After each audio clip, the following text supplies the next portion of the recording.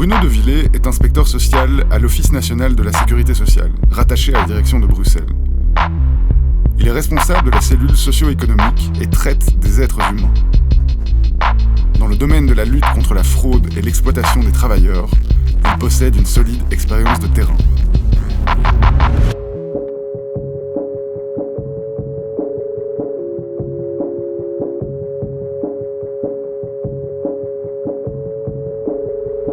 Il y a 4 ou 5 grosses boîtes, des majors qui tiennent le marché ou qui ont fait appel. Mais le système va être dans le cadre de la sous-traitance finalement. Le chantier va être pris par une société qui a pignon sur rue, qui a de l'assise, qui elle est en général parfaitement en règle. Et puis on va voir qu'il y aura un premier sous-traitant, éventuellement un deuxième sous-traitant. Mais on va avoir une dilution finalement de la responsabilité jusqu'à en arriver à l'équipe de travailleurs précaires qui, elle, va effectuer le travail, mais dont effectivement la société qui les emploie ou sur le payroll duquel ils se trouvent va aussi avoir qu'une existence éphémère et peut être jetée à tout moment.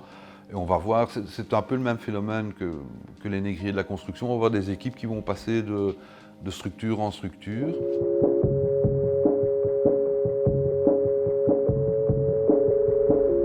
On a le nettoyage courant des bureaux, on a le nettoyage de chantier, on a le nettoyage de vitres.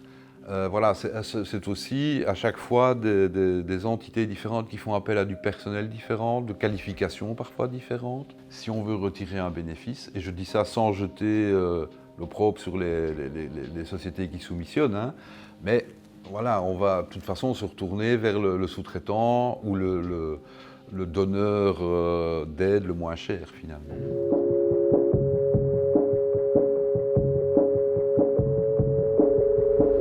Dans les sociétés sous-traitantes, c'est qu'on a des sociétés qui sont quasiment uniformes au niveau de leur recrutement et de leur nationalité d'origine. Tout le monde a en tête les sociétés portugaises, des sociétés avec des personnes turcophones. Ça va favoriser plusieurs choses. Un, ça va clairement favoriser l'intégration ou la mise au travail de personnes qui sont ici parfois en situation précaire. On est souvent avec des gens qui sont ressortissants d'un pays de l'Union, donc qui ont tout à fait le droit de venir s'installer ici. Mais le système est tellement refermé sur lui-même que finalement on va en arriver à des sociétés où seules une ou deux personnes s'expriment dans les langues nationales ici en Belgique, et le reste va tourner en interne, dans sa propre langue, dans sa propre communauté, avec ses propres modes de fonctionnement. Et là, évidemment, pour nous, les services d'inspection, c'est très difficile à ce moment-là de rentrer parce qu'on a une barrière communautaire qui est là en plus. Ce système favorise, sans dire que tous les acteurs sont des fraudeurs ou des exploiteurs en puissance, mais peut favoriser une forme d'exploitation ou de fraude parce que justement, ça tourne en vase clos.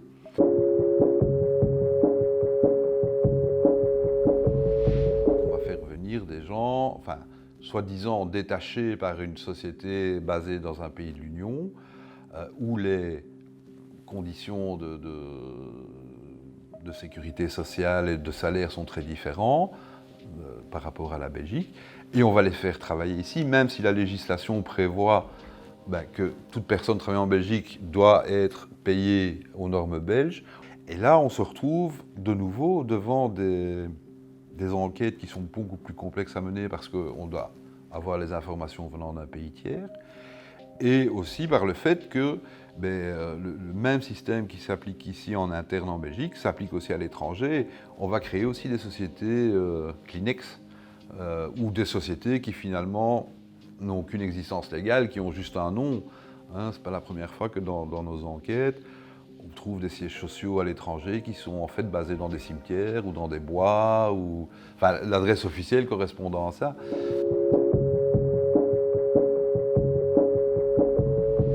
Je pense qu'on est de plus en plus confronté en matière de fraude sociale à une fraude qui est devenue maintenant criminelle. Ce phénomène qui a peut-être 10 ou 15 ou 20 ans, on pouvait circonscrire aux négriers de la construction, c'est devenu beaucoup plus large maintenant. Pourquoi? Parce que finalement, pas mal de milieux criminels se sont rendus compte que le hold-up fraude sociale rapportait plus avec beaucoup moins de risques que les activités criminelles habituelles. La fraude en col blanc, sociale, et si elle est sociale, elle est d'office doublée de fraude fiscale, mais des clans criminels s'y intéressent. Un exemple où j'étais particulièrement impliqué, c'était le milieu brésilien au départ. Les hommes arrivaient, travaillaient dans la construction, et puis on a vu tout d'un coup une évolution, mais qui est vite passée de « je suis le travailleur » à « je deviens le chef d'équipe », et puis je monte moi-même mes sociétés, et puis avec l'argent généré par ça, et là on en a eu plusieurs exemples, eh bien on voyait certains de ces responsables après investir dans le milieu prostitutionnel, dans le milieu de la drogue.